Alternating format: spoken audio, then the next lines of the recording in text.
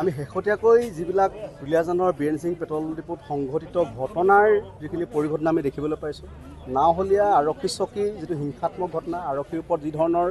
এটা গতিয়াগতি, আৰক্ষীৰ ওপৰত আইন হাতত তুলি লোৱা, বজেন গগৈৰ দৰে এজন জ্যেষ্ঠ সাংবাদিকৰ ঘৰত আক্ৰমণ কৰা, সমান্তৰালভাৱে আজি শেহতীয়াকৈ যিটো বীৰেন সিং পেট্ৰল ডিপুত সংঘটিত ঘটনাত শংকৰজ্যোতি বৰুৱাক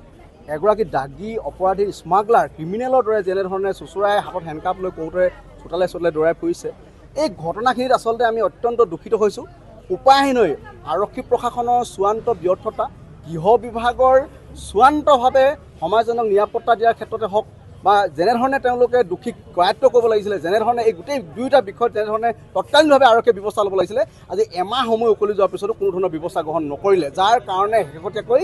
এই বীৰেন সিং পেট্ৰল ডিপুৰ যিটো পৰিস্থিতিৰ সৃষ্টি হ'ল। আৰু এতিয়ালৈকে অসম আৰক্ষীয়ে বা জিলা প্ৰশাসনে কিয় এই বীৰেন সিং পেট্ৰল ডিপুৰ মূল মালিকক এতিয়ালৈকে কৰায়ত্ব কৰিব পৰা নাই? কিয় অসমীয়া মানুহক উদ্দেশ্যি অনা অসমীয়া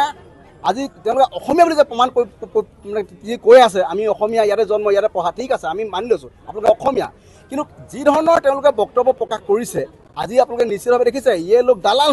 হে ফি খানেৱালা হে। সমগ্ৰ সমাজখনক, সমগ্ৰ আমাৰ অসমীয়া মানুহখিনিক, বিভিন্ন জাতি জনগোষ্ঠী, আমাৰ সকলোকে এই কথাখিনি অপমান কৰিছে। গতিকে এই গোটেই ঘটনাত বীৰেন সিং স্বত্বাধিকাৰী তেল ডিপুৰ গ্ৰেপ্তাৰ হ'ব লাগিব। এই যিগৰাকী অসমীয়া সমাজ ব্যৱস্থাক, অসমীয়া মানুহক অপমান কৰিছে, এইগৰাকীকো গ্ৰেপ্তাৰ দিবলৈ আজি আমি ইতিমধ্যে দুলীয়াজানৰ বিভিন্ন জাতীয় জনগোষ্ঠীয় দল সংগঠন, মহিলা সংগঠন সকলো একত্ৰিত হৈ দুলীয়াজান মিডিয়া চেণ্টাৰত আমি সিদ্ধান্ত গ্ৰহণ কৰিছোঁ 23 তাৰিখৰ ভিতৰত যদি এই গোটেই ঘটনাৰ উচিত পৰ্যায়ত দণ্ডাধীশ পৰ্যায়ত তদন্ত হৈ যদি এক সঠিক নিৰপেক্ষ তদন্ত যদি দোষীক গ্ৰেপ্তাৰ নকৰে আৰু এই বীৰেন সিং পেট্ৰল পাম্পৰ স্বত্বাধিকাৰীক যদি গ্ৰেপ্তাৰ নকৰে আৰু অসমীয়া মানুহৰ ওপৰত বিৰূপ মন্তব্য কৰা এইগৰাকীক লেডিক যেতিয়ালৈকে গ্ৰেপ্তাৰ নকৰিব, আমি দুলীয়াজানত বন্ধৰ দৰে পৰিৱেশ সৃষ্টি কৰিবৰ কাৰণে কিন্তু সিদ্ধান্ত গ্ৰহণ কৰিছোঁ। আৰু ইয়াৰ কাৰণে আমি সকলো পক্ষক যাতে গোষ্ঠী সংঘৰ্ষৰ যাতে এটা তৃতীয় পক্ষই যাতে সুযোগ ল'ব নোৱাৰে, ভাতৃঘাতী সংঘৰ্ষৰ যাতে সুযোগ ল'ব নোৱাৰে, অসমীয়া অনা অসমীয়াৰ মাজত যাতে এটা সুযোগ আনিব নোৱাৰে, সংঘাত লগাব নোৱাৰে, তাৰ কাৰণে দৃষ্টি ৰাখিবৰ কাৰণে অনুৰোধ জনাইছোঁ। আমি এটা কথাই আহ্বান জনাইছোঁ, আৰক্ষী প্ৰশাসন চূড়ান্ত ব্যৰ্থ হৈছে, আৰক্ষী প্ৰশাসন চূড়ান্তভাৱে বিফল হৈছে, গৃহ বিভাগ চূড়ান্তভাৱে বিফল হৈছে। গতিকে এই কথাখিনি কৈছোঁ, 23 তাৰিখৰ ভিতৰত যদি কোনো ধৰণৰ এটা পদক্ষেপ অসম চৰকাৰে,